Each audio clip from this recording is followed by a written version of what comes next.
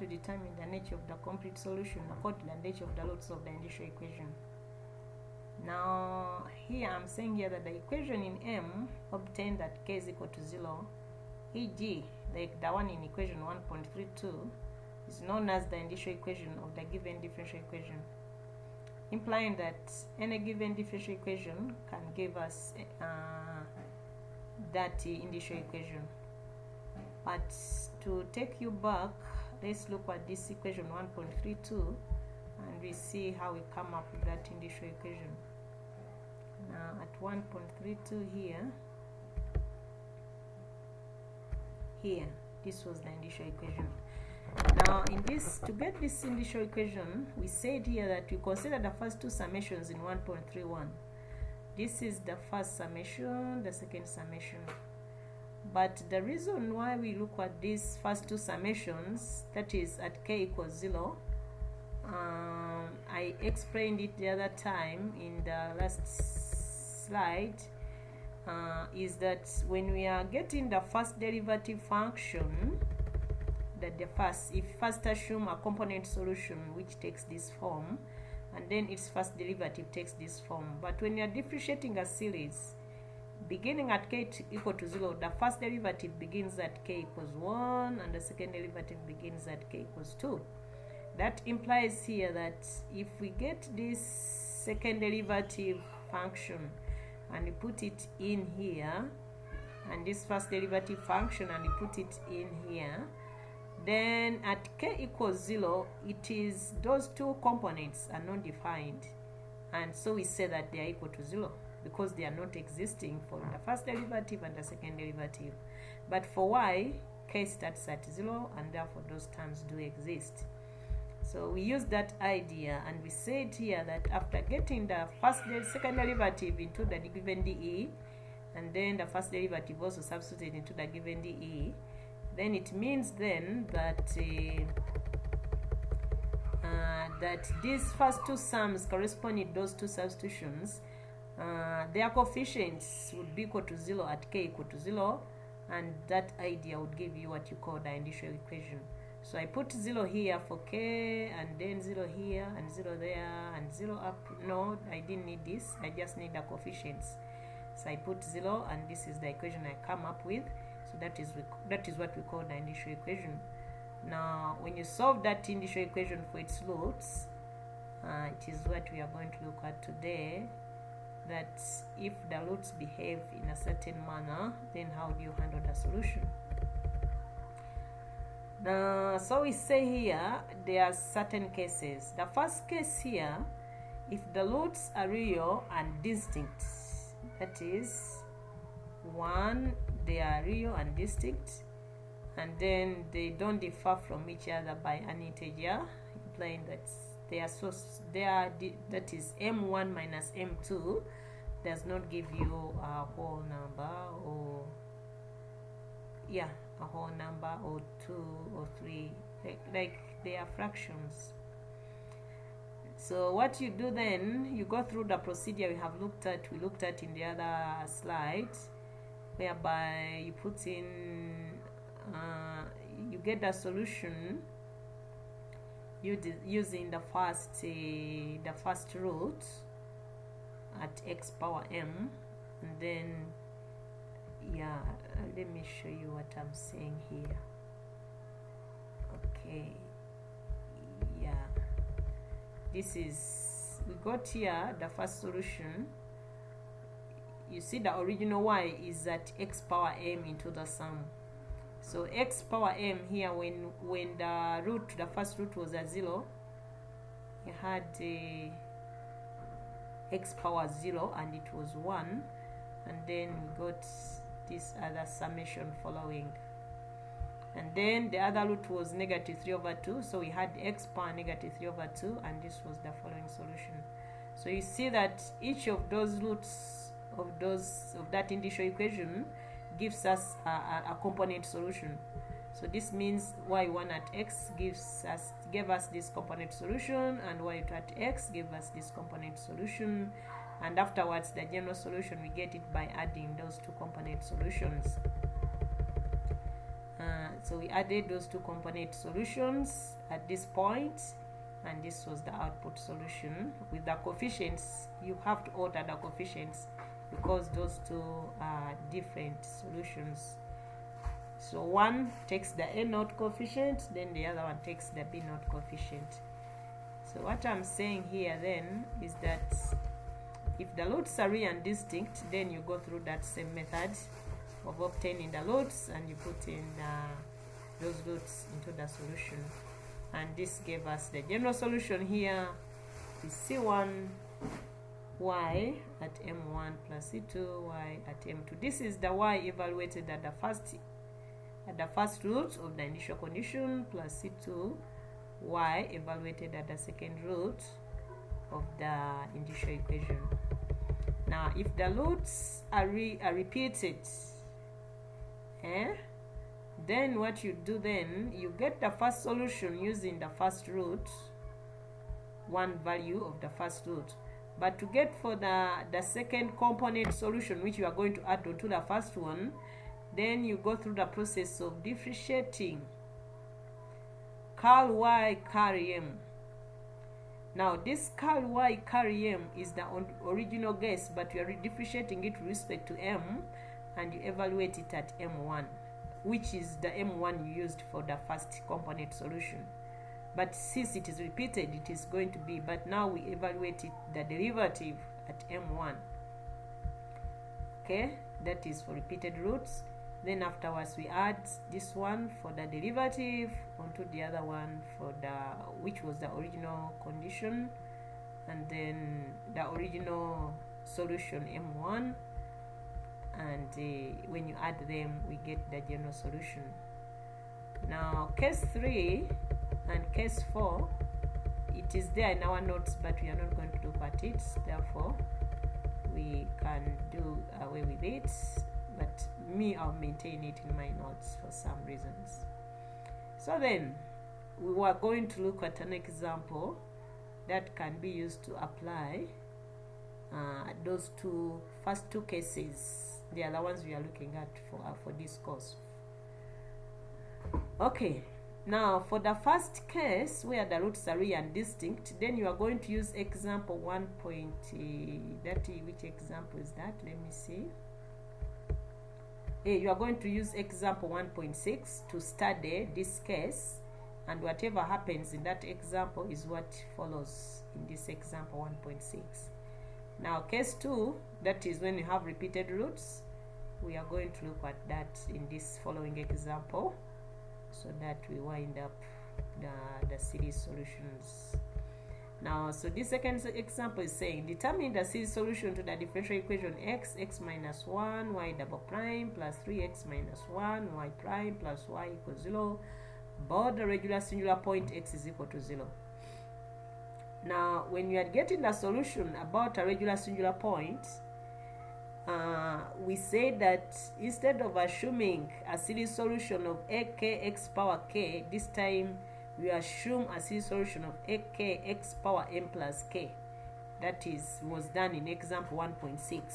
Instead of using x power k, we assume y is ak x power m plus k, such that we obtain the first derivative with respect to x, which gives us ak m plus k x power m plus k minus 1. The second derivative becomes ak m plus k minus 1 x power m plus k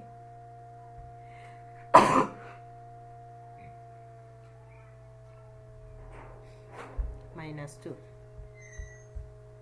We then substituted those components. We then substitute those two components into the dE, and that would give us here, this is x minus 1, you put in the second derivative, you put in 3x minus 1, that is 3x into the first derivative minus the 1, this one here, multiplying the first derivative, so it is this sum here multiplying the first derivative. Okay, then plus the y, the assumed component solution, which is ak x power m plus k is equal to 0. Now at that stage we begin is there. Yeah, I'm doing something here. I'm getting the x squared minus x inside the summation. That gives me first x squared multiplying this sum outputs this component here when the square at x has reduced this power to m plus k here. Then minus x, that is when you open the bracket, minus x multiplying this sum remains with these components, and then the power here plus, that is times x power 1, it becomes m plus k minus 1, which is here, m plus k minus 1.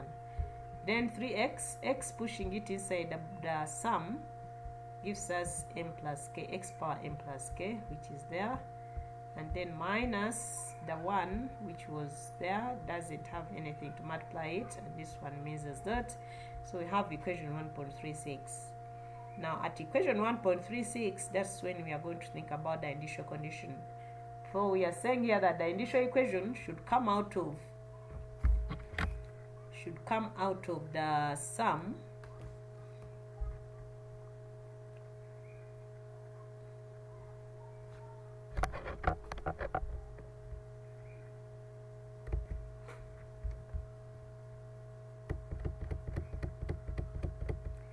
So we are saying here that the initial equation should come out of the summations that involve the second derivative component and the first derivative component. And we see here that the second derivative component was broken down into two summations, implying the first summation and the second summation are referring to the second derivative component, and then even the first derivative component referred to the 3x minus 1. So that is the third summation and the fourth summation. Those are the ones whose coefficients are to be equated to 0 at k equals to 0 in order for us to get the initial equation. Why we take those four? Because they are the four summations that originate from the second derivative of the y solution and the first derivative of the y solution. So then we put k equals to 0 in those sums, 0 here, 0 there. We get a at 0, m into m minus 1, which is this one here, minus a at 0 into m into m minus 1. Okay, right. Then this one becomes plus 3a at 0 into m, and then this one becomes a at 0 into m. Now on simplifying these components, we end up with the 2n naught at m equals 0, and our m is equal to 0. So, and since an initial equation is assumed to be a quadratic equation, we could as well say that though we have gotten one root m is equal to 0, but they could as well be repeated roots for m equals 0. But even if you get the solution at m is equal to 0 without considering the repeated value of m, still the solution you come up with is considered as the right answer, as the power series solution of the differential equation we are considering. Okay, now we've gotten m is equal to 0. Now the next time we are going to use this m is equal to 0 is when we have reached the final expression. So we go on to the step of altering the powers in 1.36. So in 1.36 we have m power plus k, m plus k. So what we are going to do for this case, we have to alter the power of m plus k minus 1 and m plus k minus 1 in these two sums, so that those powers also are reduced to m plus k. And according to my explanation during the first example, we said that we equate this power m plus k to some unknown letter like h. Okay, so we let m plus k to be equal to a letter like h, i.e. that means our k will be like capital H minus M. And then you do the alteration. I'm saying that for all the summations, for all the summations, the aim here is to, because this was not a straight away x power k, we have to use that alteration for all the summations, and then we alter the second adjusted alteration, the second adjusted equation in 1.36. So we put m plus k here to be h, and then h minus 1 capital power h minus 1 x power h minus 1 plus 3 ak h x power h ak, where we have m plus k we should put here capital H, x power capital H minus 1 plus ak x power capital H equals 0. Now the aim here is to see that we come back to the other type of equation we are used to, whereby we alter now the powers of at h minus 1 and h minus 1 to capital H. So further, we alter the powers of h minus 1 to capital H in the second and fourth summations as by letting, so we let this h minus 1 that we want to be equated to this capital H here, the power is equal to sum h, which I'm writing as a carry h. Then we make this small capital H the subject, it becomes h plus 1. Now our aim is to get this h plus 1 and substitute it back in this h minus 1 and this h minus 1. But when you're substituting it back, this carry h, you don't write it there as a carry h, you write it there as the original h. That one we have already seen how we do it like that. So when you get it from here and you put it here, it becomes capital H plus 1 minus 1, then I get capital H at this point. It is reflected here, x power capital H. Now this coefficient of this h here should also be altered to capital H plus 1. So this h comes down here as capital H plus 1. Then this h minus 1 would be capital H plus 1 minus 1. It reduces to a capital H. So this sum here would now have been altered from h minus 1 to power h. We skip this one because that one it is always at power h. Then we go to this one using the same method, h minus 1 equals h, this power we want to alter. That means where we have capital H, we put there capital H plus 1. Okay, this one, capital H plus 1 minus 1 reduces to capital H here. And then capital H here is capital H plus 1, which is here capital H plus 1, and AK is there. And eventually everything at this stage is in the variable capital H, whereby capital H is equal to m plus k. Now if it is equal to m plus k, I have a k coefficients, these k coefficients, these k coefficients, those k coefficients, k coefficients. So I'm saying here, after that alteration to capital H, since the alteration was done for only the second sum and this fourth sum, this k, the coefficients of ak, the subscript ak, should also be altered using the alteration we are using. And how did we go about that? We said that since we are using the transformation small k equals capital H minus m,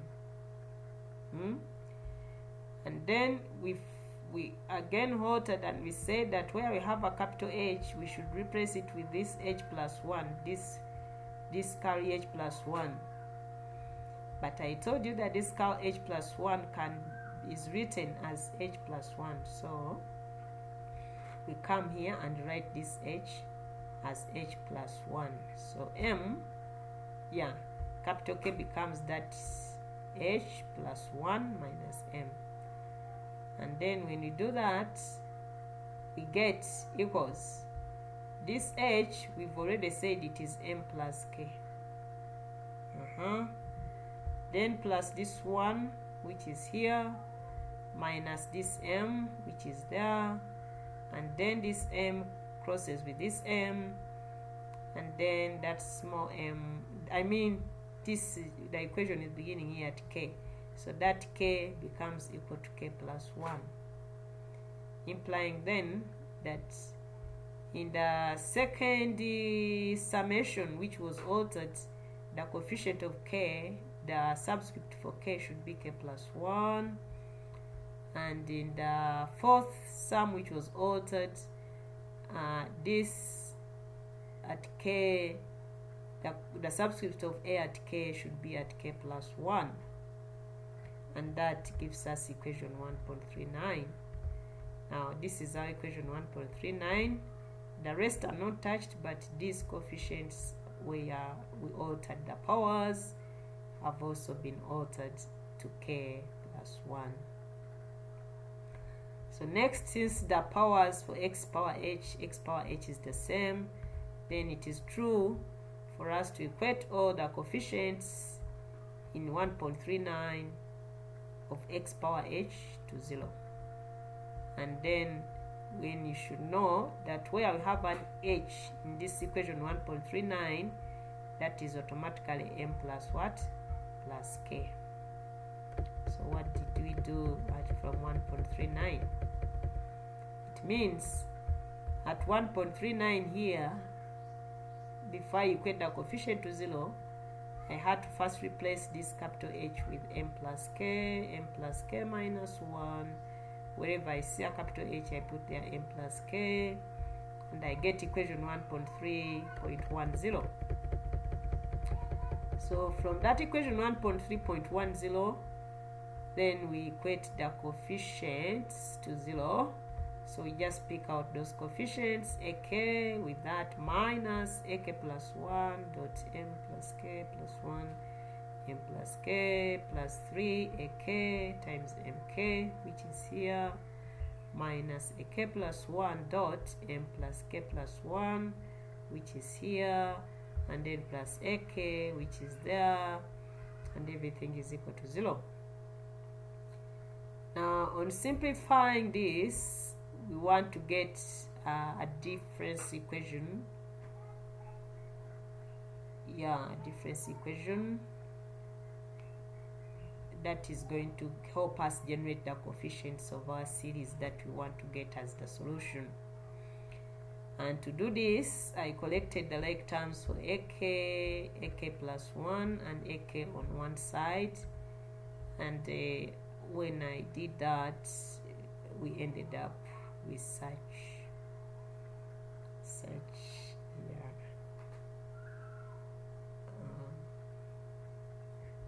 okay, this ak plus 1 was factorizing with this one at m plus k plus 1, m plus k plus 1, right? So this one you can sit down and see that it simplifies to this. When it simplifies to this, the next thing is to get the coefficients.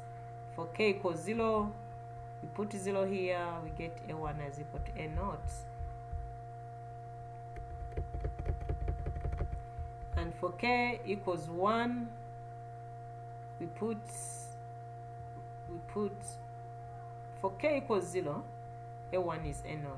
For k equals 1, a2 becomes a what? a1, but a1 is already a0. So eventually you find out that they will continue being equal to each other, and they are all equal to a0. So a1, a2, a3, at k is equal to 1, k is equal to 2, k is equal to 3, a1 is equal to a2 is equal to a3 is equal to u2 up to a. So all of them are equal to a0. And then, having gotten the coefficients, you go back to the original solution we started with, and we substitute in our coefficients. and we say now the series solution is y equals x power m a naught plus a naught at x. First, when you expand this, it should be a naught plus a1 x power x plus a2 x squared plus a3 x cubed, and then later on we get this a naught and we put it where we have a1 a2 a3, and that drops down to this series. So in this series, this would be the first series solution, which is our solution, but we have to consider next the roots for the initial equation. So our root was 1 and m was 0. If I put 0 here, then the solution becomes a naught plus a naught x plus a naught x squared plus a naught x cubed, and then that means that our yx is equal to a naught into 1. That is when I factorize a naught outside, that is y at x, and that would be our general solution. I wouldn't penalize you if you give me that as your general solution, but a naught you can give it another constant, which is general constant, into that, or you can even give it when it is in like that form, no problem. Now, because here we are looking at a situation whereby the roots of the initial equation are repeated, but unfortunately our initial equation gave us one root, m was equal to 0. So I'm putting a note here that in case the roots of the initial equation were repeated, such that I had two roots, one was a 0 and the second one was a 0, how would you go about it such that if you encounter it in an exam, you don't remain there stranded? So what do we say here? It says once the roots are repeated according to the case 2 situation I gave up there, then the solution will be computed as you have to get another y2 solution. This one here we have gotten is what we call the y1 at x, component solution y1. So to get this y2 at x, we get a new coefficient, and then we differentiate the original guess with respect to m and evaluate it at m1. So what do I mean here? This is what we assumed as our original solution. So when I say curl y carry m, I differentiate this with respect to m. With respect to m, that means that I am going to concentrate at x power m. So you would say that if you have y is equal to x power m, how do you get the y dm? You get log of y on the left, log of y on the right, and then log of x power m would give you m log at x, and then on the left you have log at y. But since we are differentiating, you do the differentiation, that one is S6 work, so you can go through how do you differentiate x power m with respect to m. So you see that when you differentiate x power m with respect to m, you get the answer as x power m log at x. Now we want to evaluate that derivative at the second repeated root, but our root is still a 0 because it is repeated 0. So evaluating this derivative at m1 equals 0, I put a 0 here in m, I get x power 0 and I get log x. So I'm saying here that the derivative evaluated at that, I get log at x. Now, how do we...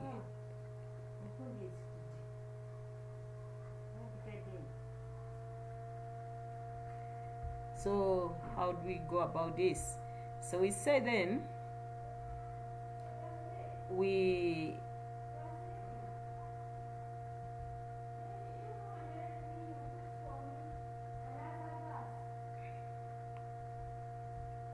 so we say here this is now log at x. Then we have a new coefficient and we multiply it through the first component series solution, because if we say b naught log x, it is not what would give us the right thing. So we have b naught multiplying this series solution to give us what we want. Alternatively, let me first go up here and we see what is here. This is the first solution, right? Yes. Now, what we have differentiated and we evaluated it at M1 takes this position here, and then let alone it multiplies the sum to give us the next component solution y2 at x. So this should be, we've gotten this evaluation at this point as log x, because we evaluated the derivative of curl y curl m at m equals 0, and then it gave us log x here. Log x, oh my god. So the derivative of this expression with respect to m is log x multiplying this sum. It's log x multiplying that sum. Okay? So it is log x multiplying that sum.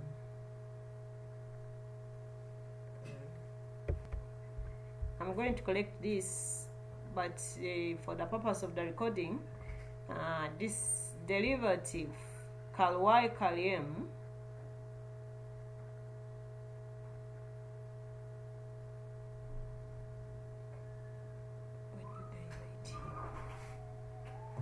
it is supposed to be x power m log x multiplying the sum. So it is at this point where I should have the sum, and then the evaluation at 0 will give me a sum expression here, and this sum expression at this point is the one which is appearing at this point, and eventually, yeah, we get this as the second y2 component solution.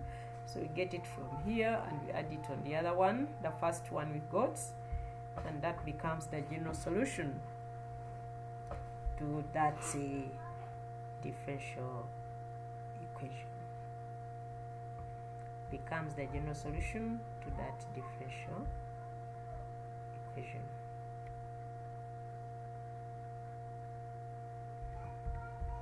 Okay, now those are the only two cases we are going to look at. We are not going to consider case 3 and case 4, but for the purpose of your revision, you can look through Roman 2 here, Roman 3, Roman 4, Roman 5 to determine the series solution of these four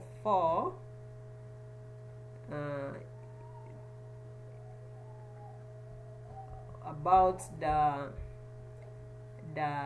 regular singular point x is equal to 0. I'm seeing here this is a regular singular point at x is equal to 0. Even this one is at x is equal to 0, at x is equal to 0. So determine the series solutions to this Roman 2, Roman 3, Roman 4, Roman 5 at the regular singular point x is equal to 0, and then make sure you come up with such solutions. I think now you see the initial equation. Like for this one, it seems it gave us one root was a 0, x power 1. This one was x power 1, and then this one was x power half. So the roots here were distinct. One was 1, another one was a half.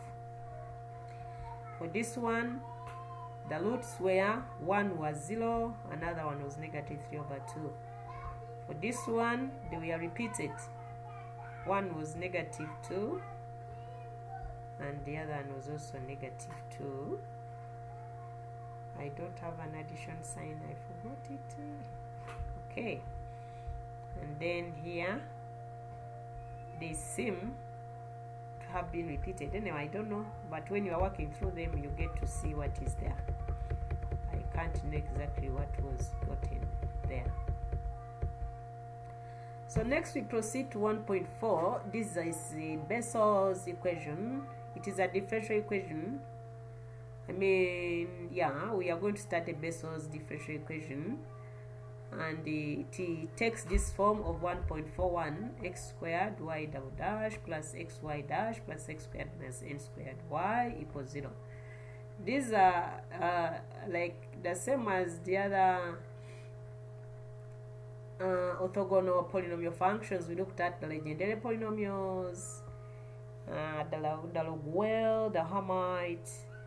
They were being derived from a fixed differential equation. So in this case here, we have another equation which we call Bessel's differential equation, and here I want to see how do we get the solution to Bessel's differential equation, the series solution to the Bessel's differential equation.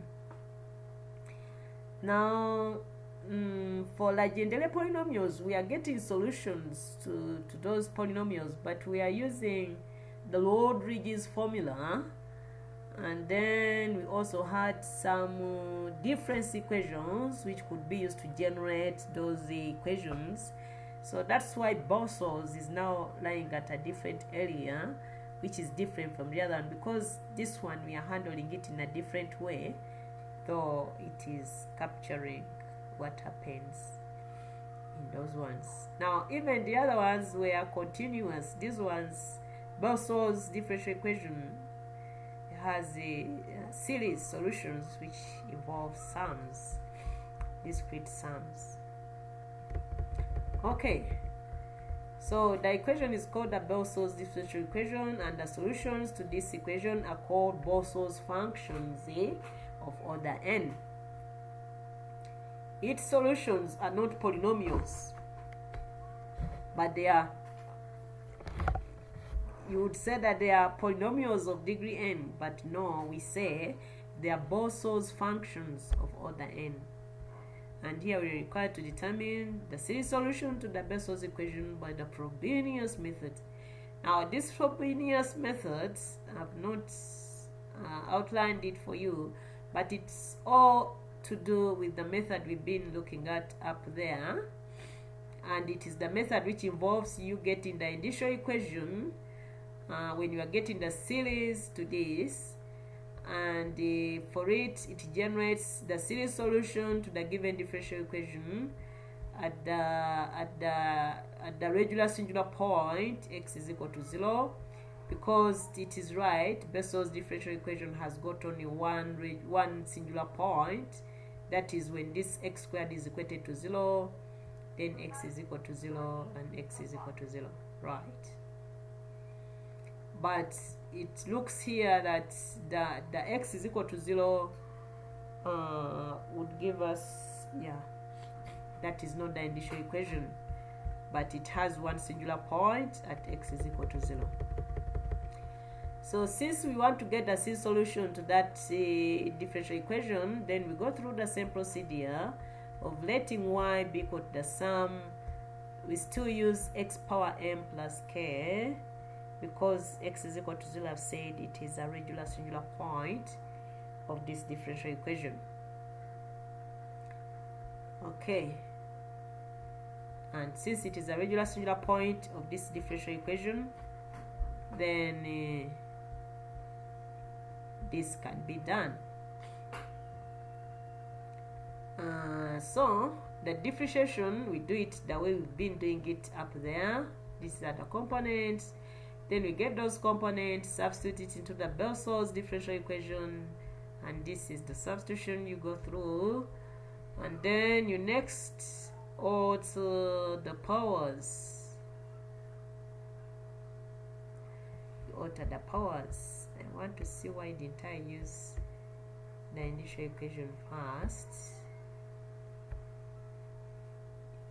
Yeah, this is, oh, I underlooked that, but I was following a text, that's why I did that. But I feel when we reach this stage, it's better we generate the initial equation at this point, and then that would come, I said, from the substitution of the second derivative and the substitution of the first derivative into the Bessel's differential equation. That is, let me see the sums. I have this one, the first sum, and then I have the second sum, right? The second sum. Let's go back and see how these sums are going to be counted. Okay, so we have the first sum and the second sum. They are the only two sums whose coefficients we are going to equate to 0 and see how the initial equation is to be reflected at k equals 0. So at k equals 0, we have here n naught. We have here we have n naught into m, and then here I have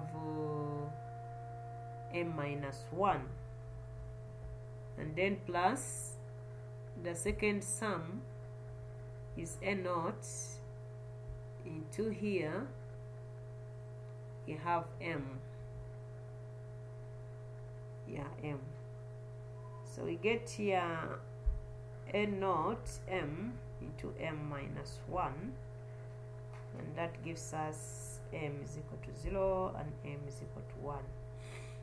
But this time, since we did not get it at that point, let's go on and see how